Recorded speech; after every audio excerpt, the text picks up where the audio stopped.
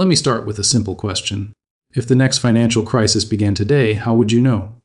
Would there be a breaking news alert? Would the stock market crash overnight? Would a government official step up to a podium and say, "Attention everyone, a crisis is coming, please prepare"? History tells us something very uncomfortable: financial crises never announce themselves. In 2008, most people were told the economy was fundamentally strong, right up until banks collapsed. In 2020, markets were at all-time highs weeks before the fastest crash in history.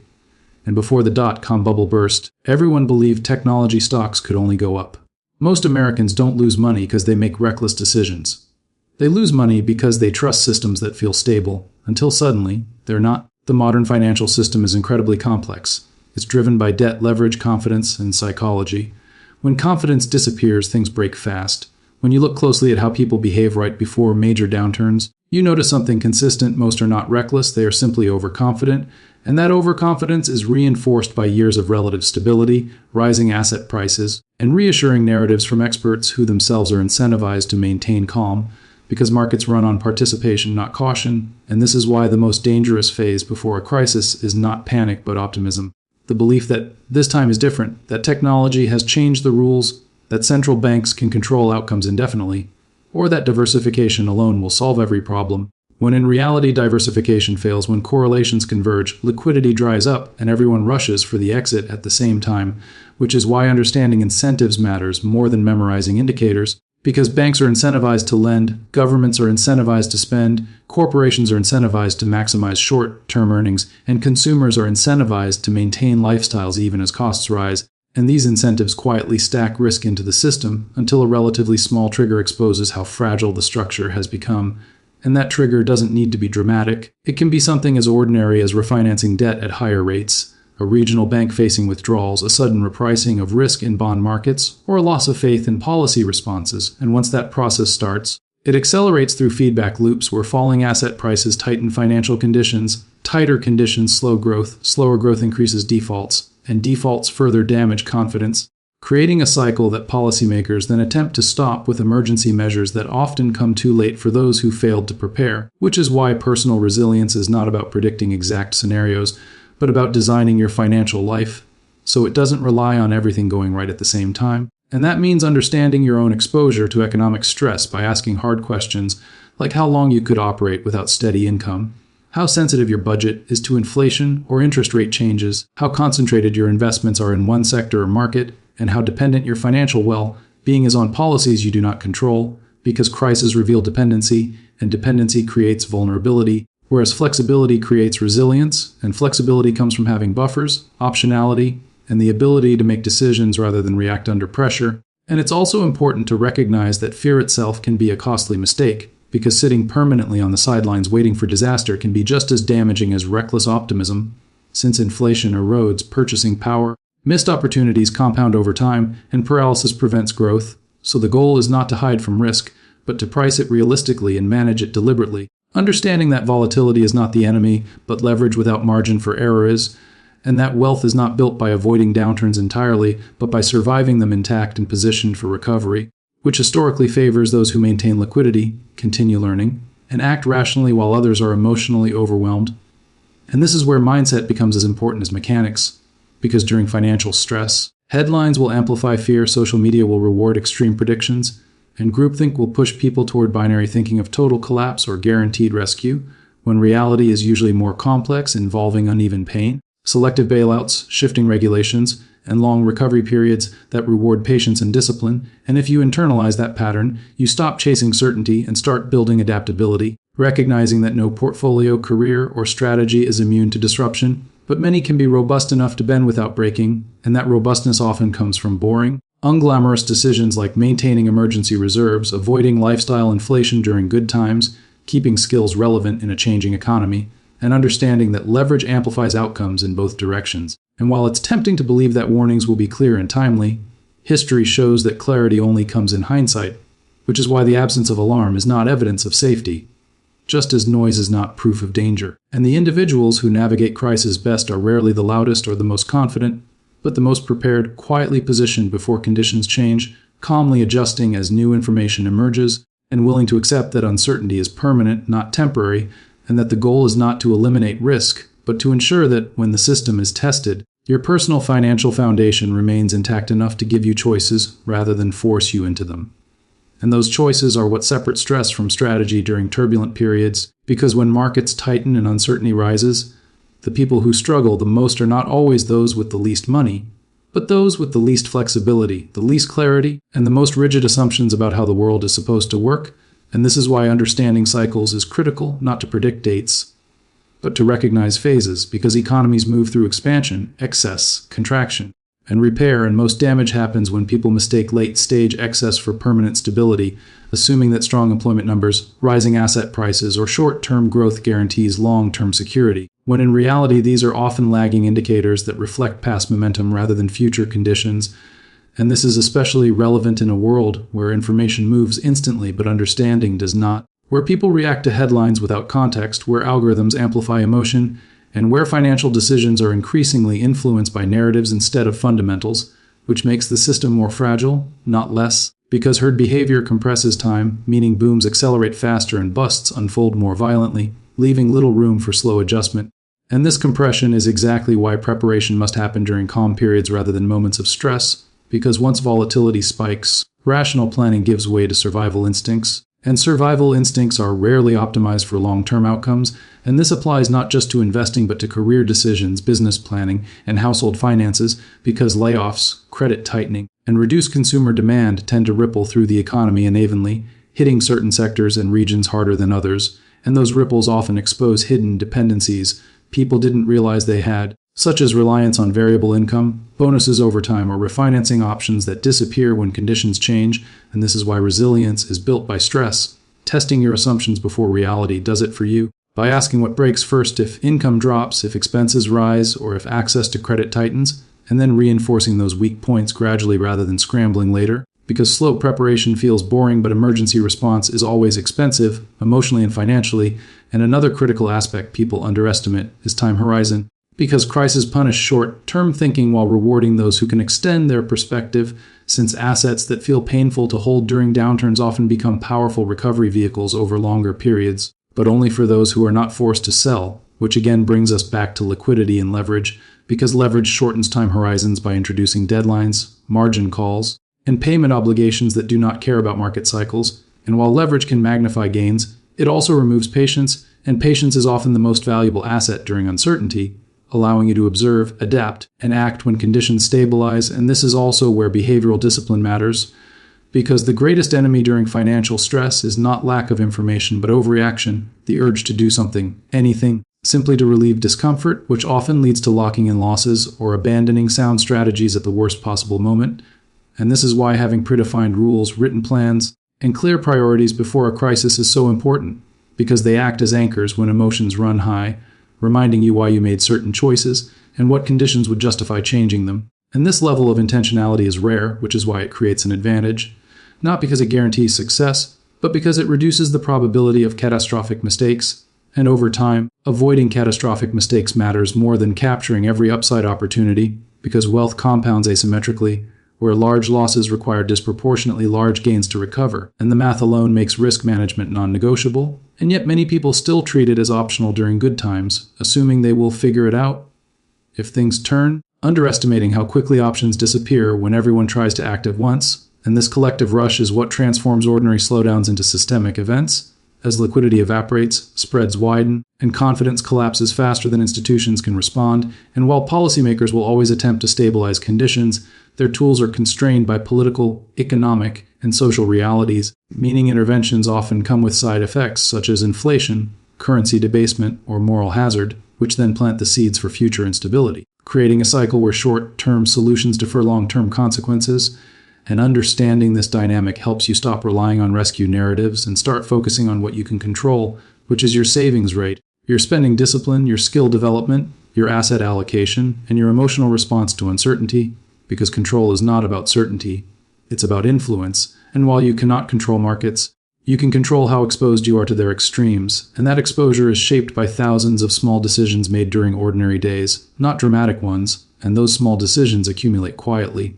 just like risk does, until a stress event reveals whether they formed a solid foundation or a fragile structure. And this is why the idea that the next financial crisis won't announce itself is not meant to create fear, but awareness. Because awareness shifts behavior from reactive to proactive, from hope-based planning to probability-based thinking, where you accept that disruptions are inevitable but outcomes are not predetermined, and that by staying informed, adaptable, and disciplined, you increase your odds of not just surviving the next downturn, but emerging from it stronger, wiser, and better positioned than before, even if the process feels uncomfortable, uncertain, and at times deeply unsettling, because progress in finance, as in life, rarely comes from comfort, but from preparation meeting opportunity in moments when most people are too distracted, fearful, or unprepared to recognize what is happening around them. And recognizing those moments requires a level of self-awareness that most people are never taught, because traditional financial education focuses on products and performance rather than behavior and resilience, even though behavior explains the majority of long-term outcomes, especially during periods of stress.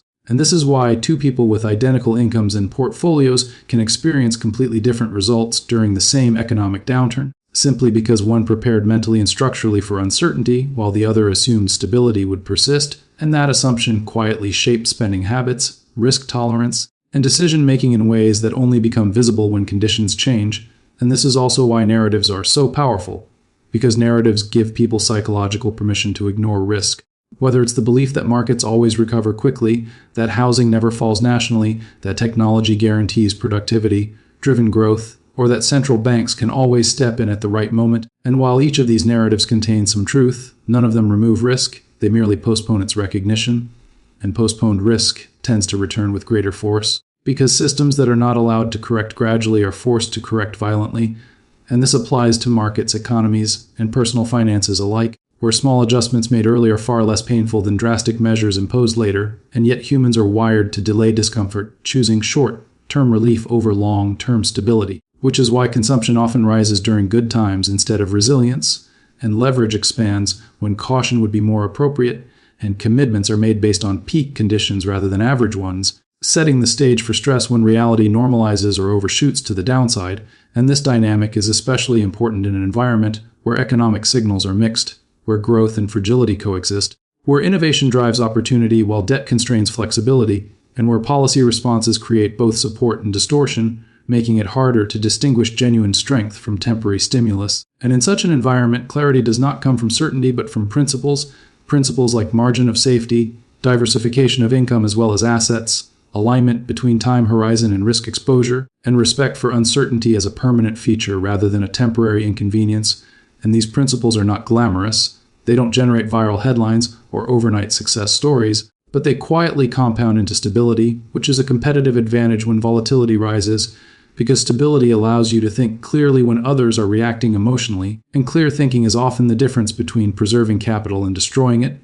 And this is also why patience is frequently misunderstood, not as passive waiting, but as active positioning, where you remain engaged, informed, and ready without feeling compelled to act prematurely, understanding that not every movement requires a response, and that sometimes the best decision is to do nothing while observing how conditions evolve. And this restraint becomes increasingly valuable as markets move faster and noise increases, because speed amplifies mistakes just as easily as it amplifies gains, and most people underestimate how exhausting uncertainty can be, how prolonged periods of ambiguity wear down decision-making quality, leading to impulsive choices simply to regain a sense of control. Which is why building routine systems and rules before stress hits is not just financially prudent but psychologically protective, reducing cognitive load when it matters most. And this applies equally to investors, business owners, and employees, because each faces different expressions of the same underlying risk, whether it's portfolio volatility, revenue instability, or job insecurity. And while these risks cannot be eliminated,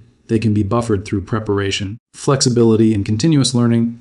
particularly learning that focuses on how systems behave under stress rather than how they perform during ideal conditions, because ideal conditions hide weaknesses, whereas stress reveals them, and if you pay attention to those revelations without panic, they become valuable information rather than threats, guiding adjustments that strengthen your position over time. And this long-term perspective is crucial, because crises are chapters, not endpoints, and while they feel overwhelming in the moment, they eventually become part of a broader narrative of adaptation and recovery, but only for those who remain solvent, emotionally grounded, and strategically patient. And this is where perspective becomes a form of wealth, allowing you to contextualize losses, resist catastrophic thinking, and avoid decisions that permanently impair future opportunity, because temporary pain is survivable, but irreversible mistakes are not, and irreversible mistakes often stem from leverage, concentration, and emotional decision-making under pressure, which is why so much emphasis is placed on controlling what you can before conditions deteriorate, even when doing so feels unnecessary or overly cautious, because preparation is rarely rewarded immediately, but its absence is punished swiftly, and this asymmetry explains why preparedness feels lonely during booms and obvious during busts, and yet the goal is not to feel validated but to remain capable of meeting obligations, seizing opportunities, and maintaining dignity when circumstances shift. And capability is built through habits that seem small in isolation but powerful in aggregate, such as living below your means even when income rises, resisting the urge to anchor your identity to market performance or job titles, and viewing money as a tool for stability and optionality rather than a scoreboard for comparison. Because comparison drives risk, taking at precisely the wrong moments, pushing people to stretch further when caution would serve them better. And this social pressure is amplified in digital environments where success stories are curated and losses are hidden, creating distorted perceptions of normalcy that encourage behavior misaligned with individual risk tolerance, and stepping back from that noise, even periodically, can dramatically improve decision quality, allowing you to recalibrate goals based on reality rather than aspiration alone. And this recalibration is not about lowering standards, but aligning them with sustainability, understanding that sustainable progress outperforms explosive growth followed by collapse, and that true financial security is not the absence of volatility, but the ability to withstand it without losing direction. And as the system continues to evolve, with technological disruption, demographic shifts, and geopolitical uncertainty reshaping economic relationships, this ability to adapt becomes even more valuable, because the future will likely be characterized by more frequent transitions, shorter cycles, and faster feedback loops, increasing the premium on resilience, liquidity, and learning. And while no one can predict exactly when or how the next crisis will unfold, history strongly suggests that it will arrive disguised as normalcy, preceded by rationalizations and reassurances, and followed by rapid change that rewards those who prepared quietly while conditions seemed benign. And that is the underlying message to carry forward, not as a source of fear, but as a framework for thinking, where you accept uncertainty as a given, respect risk without being paralyzed by it, and design your financial life to remain functional even when assumptions fail. Because when the next crisis arrives without announcement, as it always does, the difference between regret and readiness will not come down to luck, but to choices made long before the moment demanded them. The most important truth to understand is this: the next financial crisis will not arrive with clarity, permission, or perfect timing, and by the time it is obvious to everyone, the window for easy action will already be closed, which is why the real advantage does not belong to those who predict headlines, but to those who quietly prepare while conditions still feel normal, because crises do not destroy disciplined people, they expose unprepared ones. And they do not reward panic or blind optimism, they reward flexibility, patience, and foresight. So the message is not to fear the future, but to respect it, to stop assuming stability is permanent and start building a financial life that can withstand uncertainty, where debt is controlled, liquidity is available, decisions are intentional, and emotions are not in charge. Because when systems are tested, it is not knowledge alone that protects you, it is readiness, and readiness is built through consistent, often unglamorous choices made long before pressure arrives. And if there is one takeaway to carry forward, it is this: you do not need to outrun the crisis, you only need to avoid being trapped by it.